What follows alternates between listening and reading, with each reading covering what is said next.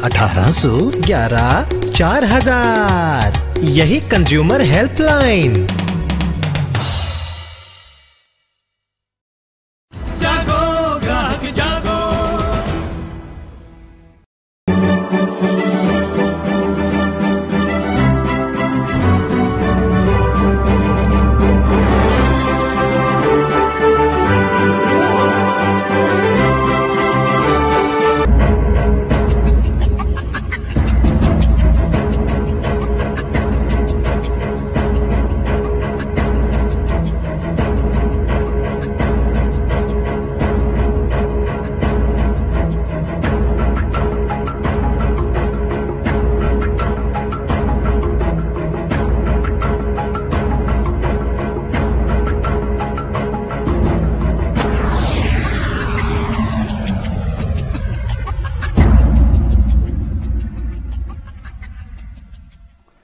नमस्कार, स्वागत है आप सभी दर्शकों का हमारे खास कार्यक्रम लीगल पॉइंट में।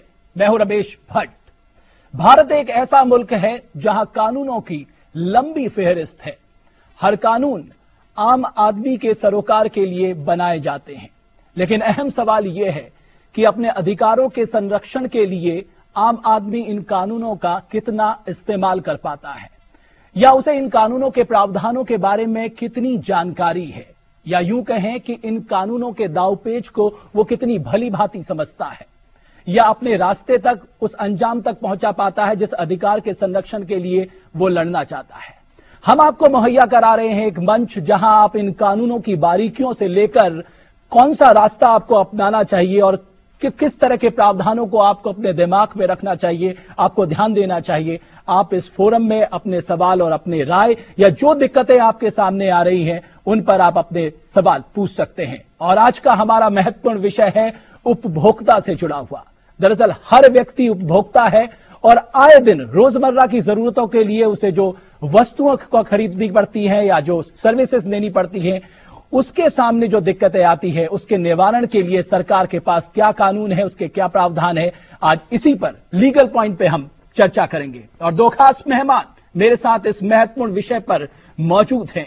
मेरे साथ हैं प्रोफेसर श्रीराम खन्ना साहब। आप मुख्य समन्वयक हैं राष्ट्रीय उपभोक्ता हेल्पलाइन एवं कंज्यूमर वॉइस के, और साथ ही साथ मेरे साथ जुड़ेंगे न्यायमूर्ति जेडी कपूर साहब। आप पूर्व न्यायाधीश हैं, दिल्ली उच्च न्यायालय में रहे हैं, और साथ ही साथ आप पूर्व अध्यक्ष हैं दिल्ली उपभोक्ता आयोग के। तो शुरुआत मैं श्रीराम खन्ना साहब आपसे करूंगा। जो हमारा उपभोक्ता संरक्षण अधिनियम है, इन 33 वर्षों में क्या ये मील का पत्थर साबित हुआ है? देखिए, मेरे जानकारी में ये जो कानून है 1986 में बनने के बाद इसका क्रियान्वयन कुछ साल बाद शुरू हो गया था। कानून संसद ने बनाया था और क्रियान्वयन की जिम्मेवारी प्रदेश सरकारों की थी। प्रदेश सरकारें कई प्रदेश सरकारें तो इसमें इंटरेस्टेड नहीं थी, क्योंकि पॉलिटिकल इंपॉर्टेंस इस विषय को पॉलिटिकल पार्टीज ने दिया नहीं था जी। तो इसलिए सुप्रीम कोर्ट में एक पिटीशन दायर हुई, जिसके बाद स्टेट गवर्नमेंट्स को तलब किया गया और स्टेट गवर्नमेंट्स ने एश्योरेंस दिया सुप्रीम कोर्ट को कि वो इंप्लीमेंट करेंगे, और इंप्लीमेंटेशन शुरू हुआ। आज तक तब से लेकर 30 लाख परिवार इन उपभोक्ता कचहरियों में इस कानून के अंतर्गत जा चुके हैं। यदि एक परिवार में 5 व्यक्तियों की अवसर ले लें तो 1.5 करोड़ लोग इसका फायदा उठा चुके हैं। और ऐसा कोई कानून हिंदुस्तान में नहीं बना है जिसमें इतने ज्यादा लोगों ने इतने कम समय में बेनिफिट लिया है। एक मील का पत्थर।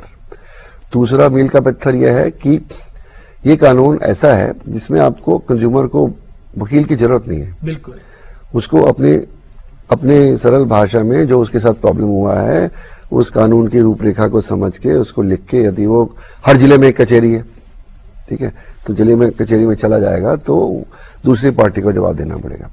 इससे उपभोक्ता के हाथ में एक बार्गेनिंग अस्त्र मिल गया है कि यदि मार्केट के अंदर बड़े बड़े धन्ना सेठ, बड़ी बड़ी कंपनियां उसका निराधन करती हैं या ऐसे माल बेचती हैं जिसमें कोई डिफेक्ट है, डेफिशिएंसी इन सर्विस है या अनुचित व्यवहार प्रथा कर रही है, तो उसके खिलाफ वो डायरेक्ट कार्रवाई कर सकता है। श्रीराम खन्ना साहब, इस अस्त्र का इस्तेमाल उपभोक्ता किस तरह से कर रहा है? क्या उसे इस अस्त्र के प्रावधानों की जानकारियां है या नहीं? उसके तर्कश में वो सारी जानकारियां है या नहीं? देखिए, जेडी कपूर साहब, मैं आपसे जानना चाहूंगा, क्या आपको लगता है कि लोग अवेयर हैं अपने अधिकारों को लेकर, जब हम उपभोक्ता की बात करते हैं? अवेयर तो हैं, क्योंकि काफी पिछले दिनों काफी आपके चैनल पे भी और चैनल्स के ऊपर भी काफी एडवर्टीजमेंट आए हैं कि जागो गाहक जागो, और उन्होंने काफी सारे जो भी, और मीडिया ने भी, और प्रिंट ने भी, और इलेक्ट्रॉनिक मीडिया ने भी काफी अहम रोल अदा किया है, क्योंकि जितने भी फैसले दिए गए उपभोक्ता अदालतों से उनको काफी उन्होंने पब्लिश किया, जिसकी वजह से जितने भी आम आदमी था पढ़ने वाला, उनको अपने अधिकारों का पता लगा, क्योंकि हर आदमी अपनी प्रॉब्लम को आइडेंटिफाई करता है उस फैसले के साथ कि मेरे साथ इस तरीके से अगर वो गलत सामान खरीदा गया है उसने, तो उसको भी हक है कि वो अपने सामान की प्राइस जो है वो वसूल कर सकता है वापस, अगर गलत है, डिफेक्टिव है, अगर सर्विस में कोई डेफिशिएंसी है, क्योंकि इस कानून में इतनी स्ट्रॉन्ग डेफिनेशन दी गई है डिफेक्ट की और डेफिशिएंसी की कि थोड़ी सी भी अगर गलती, खामी पाई जाती किसी चीज के अंदर, उपभोक्ता को ना ही उसका जो खर्च होता है वो दिया जाता है, बल्कि उसको जितने कंपेंसेशन, किसी और कानून में नहीं प्रावधान ये कि उसको कंपेंसेशन भी दिया जाए, उसको मेंटल अगनी का, हैरासमेंट का, उसका खर्चा हुआ है कोर्ट में आने जाने का, वो सारी चीजें करके उसको कितनी गुना मिलता है। लेकिन प्रॉब्लम क्या है कि आदमी को सब उपभोक्ताओं को अवेयर होने के बावजूद भी, क्योंकि उनको फैसला बहुत जल्दी नहीं मिल पाता, और आम आदमी इतना पैसा मीन्स नहीं है, क्योंकि जो सर्विस प्रोवाइडर्स हैं, डिस्ट्रीब्यूटर्स हैं, मैन्युफैक्चरर्स हैं, ट्रेडर्स हैं, वो बहुत ही हाई सोर्सेज के हैं, रिच हैं, माइटी हैं, उनके बड़े बड़े वकील कर लेते हैं।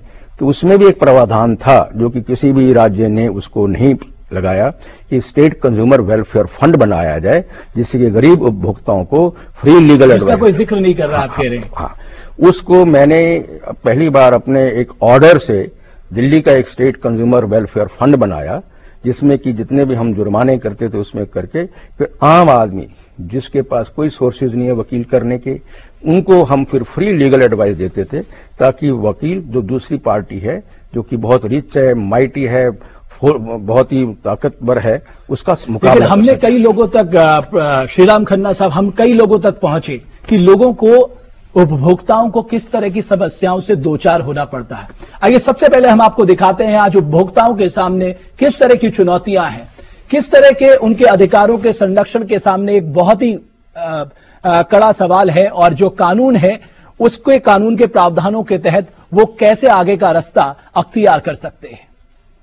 बिल्डर से फ्लैट खरीदा है, क्या हमारे लीगल राइट्स हैं कि वे उसको टाइम पे ले सकें? बिल्डर ने 3 महीने लेट कर दिया, 1 साल लेट कर दिया, क्या इसके कोई लीगली हम उससे मतलब बोल सकते हैं कि भाई हमें जल्दी दे, फ्लैट टाइम पे दे? मेरा सरकार से एक सवाल यह है कि कुछ दिन पहले मेरे ब्रदर की एस्टीम कार जल गई थी शॉर्ट सर्किट की वजह से। उसके बाद हमने इंश्योरेंस कंपनी में कंप्लेंट करी तो उन्होंने कहा आप FIR की कॉपी लेकर आओ। FIR लिखवाने जाते हैं तो पुलिस वाले कहते हैं कि आपको FIR की क्या जरूरत है, ना आपकी कार खोई है, ना चोरी हुई है, ना कुछ हुआ है, वो अपने आप शॉर्ट सर्किट से जली है, हम FIR नहीं लिखेंगे। हम फिर इंश्योरेंस कंपनी के पास गए तो इंश्योरेंस कंपनी कहते हैं कि हम बिना FIR की कॉपी के आपको क्लेम पास नहीं करेंगे। हम फिर पुलिस वालों के पास हैं तो उन्होंने हमारी FIR लिखने से मना कर दिया। क्या हमारे को FIR लिखवानी चाहिए? और अगर हमारी FIR नहीं होती है तो हमारे को इंश्योरेंस कंपनी को क्लेम देना चाहिए? और अगर FIR नहीं लिखते हैं तो हम कहाँ पे कंप्लेंट कर सकते हैं और इंश्योरेंस कंपनी से कैसे अपना क्लेम ले सकते हैं? मेरा बस यही सवाल है। अपने नहर पार में प्रोजेक्ट आए हुए हैं, बिल्डर फ्लोर्स हैं, बिल्डर सोसाइटियां हैं, और उन्होंने काफी टाइम हो गया, 3 साल से फ्लैट डेवलप कर रहे हैं वो, और अब तक पोजीशन देने में कामयाब नहीं है। तो उस पर क्या लेट फीस पेनल्टी लगनी चाहिए, क्या चीज होना चाहिए? आज से 3 साल पहले मैंने नहर पार एक फ्लैट लिया था। बुकिंग के टाइम बिल्डर ने कुछ कमिटमेंट्स करी थी और आज पोजीशन के टाइम बिल्डर कुछ कमिटमेंट करता है। आज हम कोई नई प्रॉपर्टी खरीदने जाते हैं तो बिल्डर उसमें अनऑथराइज ट्रांसफर चार्जेस लगाता है, 300 रुपए का, 400 रुपए का, 1-1 लाख रुपए यूनिट पे ट्रांसफर चार्ज ले लिए जाते हैं, जो कि बिल्कुल इलीगल है। क्या इस चीज के लिए हम आगे कुछ करने के लिए गवर्नमेंट से कोई हेल्प ले सकते हैं या लीगली हम लड़ सकते हैं? जस्टिस कपूर, एक आशियाना बनाने के लिए पूरी उम्र बीत जाती है, लेकिन दिक्कतें किस तरह की हैं? जो भी इन्होंने समस्याएं बतलाई हैं, ये सारी की सारी उपभोक्ता कानून के अंदर आती हैं। इन सबको डेफिशिएंसी इन सर्विस कहा जाता है, जिसके लिए बिल्डर को अगर उसने अपने कॉन्ट्रैक्ट की परफॉर्मेंस ठीक नहीं की है, उसके लिए बहुत बड़ा खमियाजा देना पड़ सकता है। इसी बिल्डर्स के ऊपर कोई कितने हजार मुकदमे जो हैं डिसाइड हो चुके हैं, और बड़े बड़े बिल्डरों पे जिन्होंने वक्त पे कब्जा नहीं दिया और इन्होंने ज्यादा इंटरेस्ट ले लिया या चार्जेस, ये सारे के सारे उपभोक्ता कानून में अदालतों में जा सकते हैं आप। गाड़ी का जिस तरीके से कहा, अगर कोई लिखने को नहीं मानता वो भी जा सकते हैं उपभोक्ता में, क्योंकि ये इंश्योरेंस कंपनी की डेफिशिएंसी इन सर्विस है। अगर कोई शॉर्ट सर्किट से जल गई, आप जाकर के मुकदमा डाल सकते हैं, कंप्लेंट डाल सकते हैं उसके अंदर। जो भी आपको तकलीफ हुई है किसी भी प्रकार की सर्विस में, हाउसिंग में, फाइनेंस में, लोन में, बिल्डर्स से, बिजली वालों से, किसी भी प्रकार की तकलीफ है, कोई भी सर्विस है, वो सारी की सारी उपभोक्ता कानून के अंदर आती है और आप उपभोक्ता अदालतों में अपने अधिकार का संरक्षण कर सकते हैं। चलिए, इस बीच हम अपने दर्शकों से ये निवेदन करना चाहेंगे, हमारे टेलीविजन स्क्रीन में जो नंबर चल रहा है उसमें आप फोन कॉल कर सीधे हमारे जो खास मेहमान हैं, जो एक्सपर्ट हैं, उनसे आप सीधे सवाल कर सकते हैं। अगर आप रोजमर्रा की जिंदगी में किसी परेशानी का आपको सामना करना पड़ रहा है, आपको एक लीगल जानकारी आपको मिल जाएगी हमारे पैनलिस्ट से, और यही हमारी कोशिश है। ये मंच आपके लिए है और हमारे कार्यक्रम की जो कहना चाहिए, हमारा कार्यक्रम किसी के मद्देनजर बनाया गया ताकि आप लोगों को जो कानूनी पेचीदगियां जो समझ में नहीं आ रही हैं, आसानी से वो रास्ता आपको बता दिया जाए। श्रीराम खन्ना साहब, ये कुछ दिक्कतें हैं खासकर इंश्योरेंस कंपनीज को लेके, या बिल्डर समय से नहीं दे रहा है? दो चीजें अलग अलग हैं। पहले मैं इंश्योरेंस कंपनी वाली बात करता हूं। इनकी गाड़ी जल गई, जरूर है, शॉर्ट सर्किट हुआ होगा तभी जली है, तो इनको कंप्लेंट लिखानी चाहिए उस कंपनी के खिलाफ जिसने मैन्युफैक्चर करी है, और ये लिखाएं एफआईआर कि इस कंपनी ने डिफेक्टिव वायरिंग वाली गाड़ी मुझे दी है जिस कारण से ये हुआ है जी। वो इन्वेस्टिगेशन करके अपना पाए, जो भी फैसला करना है, परंतु एफआईआर दर्ज करने पे वो मना नहीं कर सकते। और अगर मना वो करते हैं तो लिख के आप दीजिए उसको, उससे मोहर लगवाइए ड्यूटी ऑफिसर से, और कहिए कि मुझे दो, और नहीं देता है तो आरटीआई में आप 10 रुपए की फीस लगा के पुलिस से पूछिए कि ये कंप्लेंट आई थी, इसकी एफआईआर क्यों नहीं दर्ज की गई। वो लिख के देंगे जवाब, और वो जवाब लेके इंश्योरेंस कंपनी को दे दीजिए। अगर कर ली है तो ठीक है, नहीं करी है तो भी आपने पूरी कोशिश कर ली। और तब भी अगर आपकी इंश्योरेंस कंपनी क्लेम नहीं करती है पूरा, और ये इस बीच में इंश्योरेंस कंपनी को ताकीद कर दीजिए लिख के, कोई भी बात मैं सबको बताना चाहता हूं, इंश्योरेंस कंपनी वाले लोग ये अपना पल्ला छुड़ाना चाहते हैं प्रीमियम लेने के बाद, ये पैसा देने में इंटरेस्टेड नहीं होते, इसलिए इनको बड़ा मुश्किल से फंसाया जाता है। इसलिए आप वो भी काम करें, रजिस्टर्ड लेटर से करें, ईमेल से करें, और जिसके आपके पास प्रूफ हो, और भाई अगर कागज दे रहे हैं तो दस्तखत करा लें एक। और अगर मान लो वो सर्वेयर नहीं अपॉइंट करते आपकी गाड़ी का सर्वे करने के लिए, तो ये भी हो सकता है कि आप किसी सर्वेयर को प्राइवेटली एंगेज करके उसकी सर्वे रिपोर्ट लेके और आप कचहरी में चले जाएंगे। परंतु कचहरी में जाने से पहले, कंज्यूमर कचहरी में जाने से पहले मेरा ये अनुरोध है कि कचहरी में स्टेट मान लो डिस्ट्रिक्ट फोरम में आप गए, वो आखिरी रास्ता है, वो आखिरी रास्ता है। उससे पहले इंश्योरेंस लोकपाल है, इंश्योरेंस ऑम्बुड्समैन, इंश्योरेंस में जितने भी झगड़े हैं इंश्योरेंस कंपनीज के खिलाफ आईआरडीए के तत्वाधान में, वो लोकपाल के पास आप ले जा सकते हैं, और बीमा लोकपाल के पास ले जाइए और उसको कहिए कि इंश्योरेंस कंपनी मेरा क्लेम नहीं दे रही है। वो लोकपाल बीमा कंपनी से जवाब तलब करेगा और वो कोई फैसला देगा, परंतु सर्वेयर की रिपोर्ट फिर भी चाहिए होगी आपको कि क्या नुकसान हुआ, कैसे हुआ, ठीक है, वो अपने करवा लीजिए और वो भी खर्चा लगा दीजिए उसके अंदर लेने के लिए। और अगर वो नहीं दे तो उसके बाद आप कंज्यूमर कोर्ट जा सकते हैं, क्योंकि वो आप लोकपाल में चले गए और आपको फैसला नहीं मिला या आपके मतलब का फैसला नहीं है, तो आप कंज्यूमर कोर्ट में फिर भी जा सकते हैं। चलिए, कई प्रावधान है, आपने कहा एक रास्ता है, उस रास्ते की समझ अगर जनता तक पहुंच जाए तो वो काफी फायदे।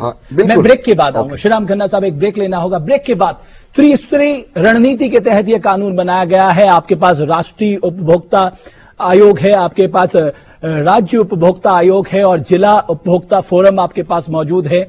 अगर आपको राष्ट्रीय उपभोक्ता आयोग में 1 करोड़ से ज्यादा का क्लेम के लिए आप जा सकते हैं, अगर राज्य उपभोक्ता आयोग में आप 20 लाख से 1 करोड़ तक के क्लेम कर सकते हैं, और जिला फोरम में आप 20 लाख से कम तक का क्लेम कर सकते हैं। ब्रेक के बाद हम अपने जनता के फोन कॉल लेंगे, वो सवाल क्या पूछते हैं और चाहेंगे हमारे पैनलिस्ट या उनके सवालों का जवाब दें या कानूनी प्रक्रियाओं की पेचीदगियों से उन्हें अवगत कराएं।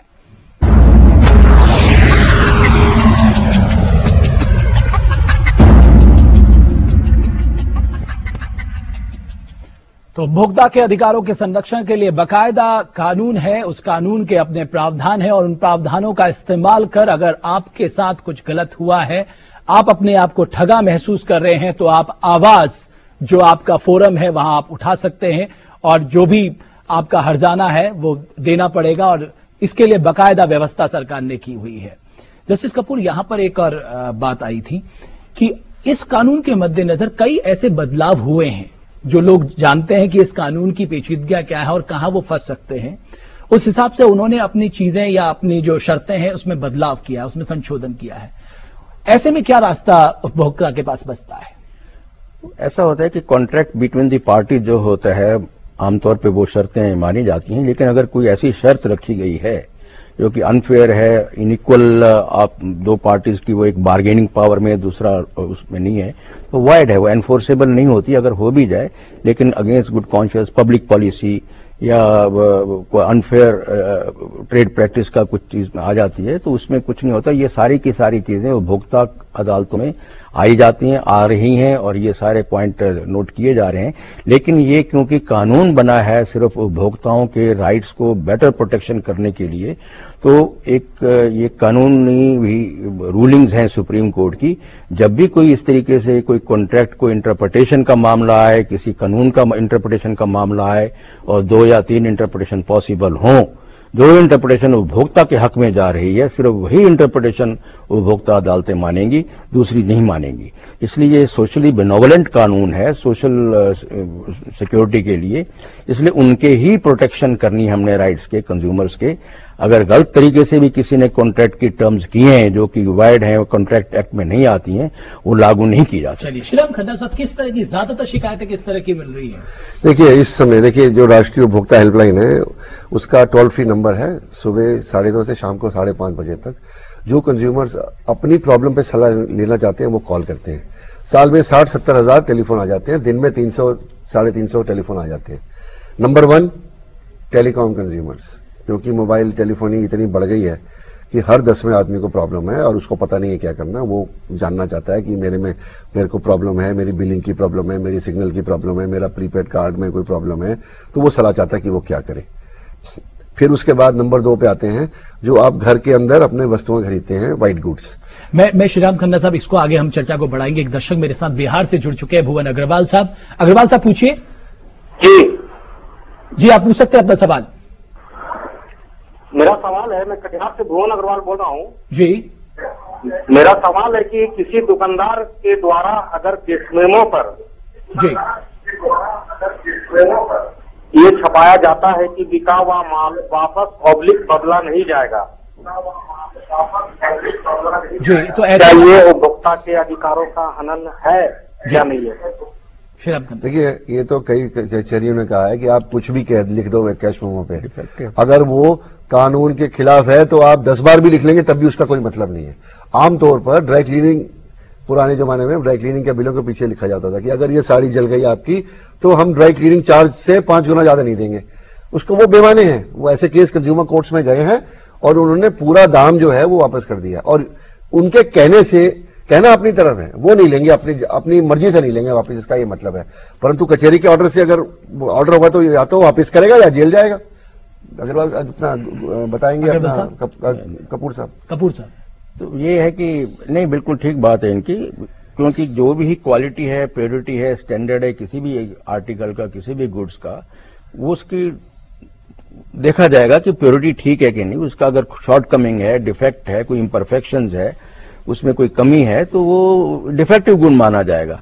यूज करने के बाद ही पता लगेगा, ले जाने के बाद पता लगेगा। तो ये लिख देना कि वापस नहीं होगा तो आप बतला देंगे कि ये डिफेक्टिव है, मैन्युफैक्चरिंग डिफेक्ट है या किसी और किस्म का डिफेक्ट है, तो वापस लेने एक और दर्शक आसाम से मेरे साथ जुड़ चुके हैं, शीला डेका जी। पूछिए अपना सवाल। नमस्ते रमेश जी। जी पूछिए। जी, एक्चुअली हमारे असम में तेजपुर में जिस जगह में मैं रहती हूँ वहाँ ऐसा हो रहा है कि हमारे जो राशन कार्ड है उसमें जैसे हम लोग को जो सामग्री मिलना चाहिए जैसे चीनी, चावल, कई बार ऐसा भी होता है कि हम लोग को बहुत खराब क्वालिटी का चावल चाहे चीनी मतलब मिलता है। और कभी कभी ऐसा भी होता है कि हम लोग जाते हैं फिर वापस लौट के आना पड़ता है खाली हाथ।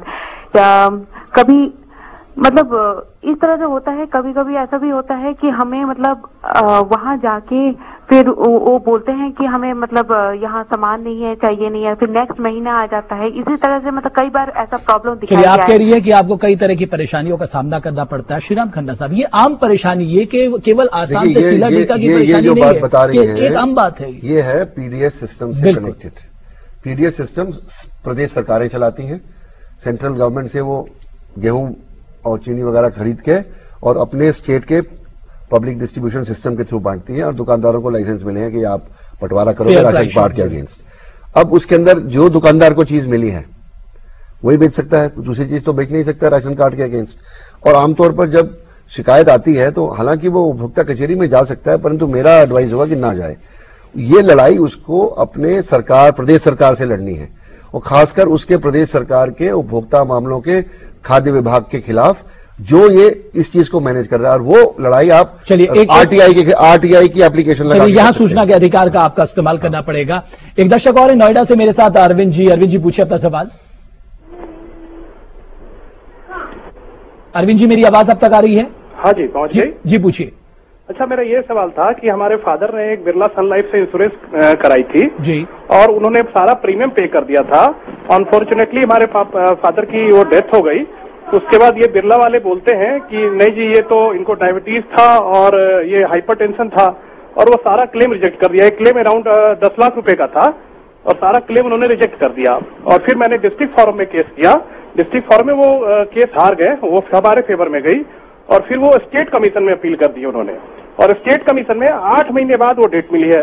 तो एक्चुअली हम लोग बड़े सफर है, फाइनेंशियल क्रंच में है, और इतनी लंबी लंबी डेट मिलती है, तो वी आर वेरी बहुत ही अहम सवाल है आपका, और इस दिक्कत का समाधान जस्टिस कपूर मैं चाहूंगा आप जरूर दें। यानी 8 महीने अगर किसी भी कानून के अंदर फेथ और कॉन्फिडेंस तभी बन पाता है पब्लिक का अगर उसकी रिड्रेसल ऑफ ग्रीवेंसेस बहुत जल्दी हो जाए। इस कानून में लिखा हुआ है कि 6 महीने में, 1 साल के अंदर हर मुकदमा, हर कंप्लेंट जो है डिस्पोज की जाएगी। लेकिन इसी वजह से कहते हैं जब तक पूरा इंफ्रास्ट्रक्चर नहीं प्रोवाइड किया जाता है तो कानून में इतनी आपको ताकत देने के बावजूद भी कानून बिल्कुल ऐसा बन जाता है, निस्सहाय सा बन जाता है कि क्या करें। इस वजह से ये सारी की सारी जिम्मेवारी अथॉरिटीज पर है, स्टेट गवर्नमेंट्स पे है कि वो अच्छे। लेकिन अभी मैं चाहूंगा इनका समाधान आप जरूर बताएं। इनका समाधान सिर्फ यही है कि उनके स्टेट कमीशन के पास जहां पर इनका केस पड़ा है वहां पर बहुत सारे केसेस होंगे जिसके अंदर की ये तो यूपी से है ना, फिजिकली इम्पॉसिबल है कि एक स्टेट कमीशन में वहां पर ये समाधान गवर्नमेंट ही कर सकती है। इनका तो कुछ नहीं हो सकता। एक और फोन कॉल नोएडा से और ज्यादा बेंचेस बनाए जाएं और इनको समाधान यहाँ पर भी आप कह रहे हैं कि ये जो फोरम है इनका विस्तार कहीं ना कहीं विस्तार और कमीशन, क्योंकि जैसे जैसे लोगों में अवेयरनेस आएगी वो ज्यादा से ज्यादा लोग आएंगे। इनके लिए अब ये फंस गए हैं जी, हड्डी है ना निकाल सकते हैं ना डाल सकते हैं, क्योंकि केस लगा हुआ है और ये यूपी का केस है, और यूपी में हिंदुस्तान में सबसे ज्यादा केसेस पेंडिंग है। बिल्कुल, यूपी के बाद इसलिए इन्होंने एक बहुत बड़ी गलती कर दी। अगर ये सलाह लेते पहले तो हम इनको ये एडवाइस करते हैं कि आप कंज्यूमर कोर्ट में जाओ ही मत, क्योंकि जहां पर पेंडेंसी ज्यादा है जिस स्टेट में, वहां 20-20 साल फैसला नहीं होगा तो क्या कर लोगे आप? यहां आप जा सकते हैं इंश्योरेंस ombudsman के पास, आप ये लोकपाल के पास जाते, बीमा लोकपाल के पास, तो अब तक फैसला हो जाता। चलिए, सुरेश नोएडा से हमारे साथ जुड़ चुके हैं। सुरेश, पूछिए अपना सवाल। सर, मेरा सवाल ये है कि हमने एक हेलो जी, पूछिए। हमने एक बिल्डर के साथ एक फ्लैट बुक किया जी। पिछले 3 साल में उस बिल्डर ने कोई काम नहीं किया। फिर उन्होंने बोला कि आप हमसे पैसे वापस ले लो, और जब पैसे वापस लेने की बात आई तो वो बोले कि हम अर्नेस्ट मनी काट करके 20% आपको पैसे देंगे, और उन्होंने पैसे तकरीबन 4.5 लाख रुपए काट करके दे दिया। जब पैसे लेने के बाद हमें पता चला कि उस बिल्डर के पास न तो जमीन थी और न ही लाइसेंसेस था। तो इस सूरत में अब हमें क्या करना चाहिए? और हमें जहां तक हमारा जो 5 लाख का मुआवजा था, तो हमें डिस्ट्रिक्ट कोर्ट में जाना चाहिए या इंटरेस्ट के साथ लेने के लिए हमें स्टेट फोरम में जाना चाहिए? देखना पड़ेगा अगर आपको आप कितना कंपनसेशन लेना चाहते हैं, क्योंकि इस हालात में आपको इंटरेस्ट भी मिल सकता है। ऐसे बहुत सारे मुकदमे हमारे डिस्ट्रिक्ट फोरम में और स्टेट कमीशन में आए हैं जिस तरीके की आपकी प्रॉब्लम है, क्योंकि इसको अनफेयर ट्रेड प्रैक्टिस कहा जाता है कि उन्होंने आपसे पैसे ले लिए, उनके पास जमीन नहीं है, कुछ नहीं, और 3 साल के बाद आपका अर्नेस्ट मनी काट लिया। और ये deficiency in service unfair trade practice में आ सकता है। अगर आप चाहें कि 20 लाख तक आपको कंपनसेशन विद इंटरेस्ट और आपकी जो नुकसान हुआ है, तो आपको डिस्ट्रिक्ट फोरम में जाना पड़ेगा। बेहतर यही है कि डिस्ट्रिक्ट फोरम में जाएं, कि कई जगह स्टेट कमीशन में बहुत ज्यादा टाइम लगता है, डिस्ट्रिक्ट फोरम ज्यादा कम केसेस होने की वजह से जल्दी निपटारा हो जाता है। लेकिन जिस पैमाने पे आज हम अवेयरनेस फैला रहे हैं, हम जागो ग्राहक जाको का मंत्र दे रहे हैं, आपको लगता है उसी तादाद में राज्य सरकारों को भी अपनी अदालतों को बढ़ाना होगा ताकि लोगों को लंबी बड़ी दिक्कत यह है, परेशानी सबसे बड़ी दिक्कत यह है कि फूड एंड सिविल सप्लाईज का जो विषय है हर सरकार में, प्रदेश सरकार में, उसका पॉलिटिकल वेट बड़ा लो है, और जो मंत्री लोग बनते हैं वो कंज्यूमर अफेयर्स और कंज्यूमर उपभोक्ता अदालतों पे कोई ध्यान नहीं देते हैं। और यही कारण है कि कई प्रदेशों में जो इंफ्रास्ट्रक्चर है, जो मदद इन फोरम्स को मिलनी चाहिए मुकदमे डिसाइड करने के लिए, जो सुविधाएं मिलनी चाहिए, जो पोस्टें टाइम पे भरी जानी चाहिए, बहुत बहुत कमी है। तो सबसे जरूरी है कि देश में उपभोक्ता आंदोलन बढ़े, जिस कारण से लोग ये कहें अपने एमएलए को चुनने के टाइम, एमपीज को, हम तुम्हें वोट देंगे अगर तुमने कंज्यूमर प्रोटेक्शन स्ट्रेंथन करना है, नहीं तो वोट किसी और को देंगे। अपने वोट को जब तक वो कंज्यूमर प्रोटेक्शन से नहीं जोड़ेंगे, आप कह रहे हैं इसे एक राष्ट्रीय इशू आपको बनाना होगा। बिल्कुल, उपभोक्ता संरक्षण को एक पॉलिटिकल इशू बनाना पड़ेगा। मेरे पास समय समाप्त हो गया है। श्रीराम खन्ना साहब, जैसे जेडी कपूर साहब, आप दोनों आए, आपने जानकारी दी, आप दोनों का बहुत बहुत शुक्रिया। तो हम चाहेंगे हर शनिवार हम एक नया विषय लेकर आएंगे आपके लिए जो आपसे सरोकार रखता है। हम चाहेंगे इस कार्यक्रम में आप अपने सवाल या कोई दिक्कत या रोजमर्रा की कोई दिक्कत का आप सामना कर रहे हैं, हमारे मेहमानों से आप वो सवाल कर सकते हैं। और अगर आपका कोई सवाल हो, आप हमें ईमेल भी कर सकते हैं। अपना ईमेल आईडी मैं आपको बता दूं, ईमेल आईडी है legalpoint.lstv@gmail.com। और हर शनिवार 2 से 2:30 बजे के बीच हम आपके हर सवाल के जवाब के साथ तैयार रहेंगे एक नए विषय के साथ। तब तक मुझे दीजिए इजाजत। नमस्कार।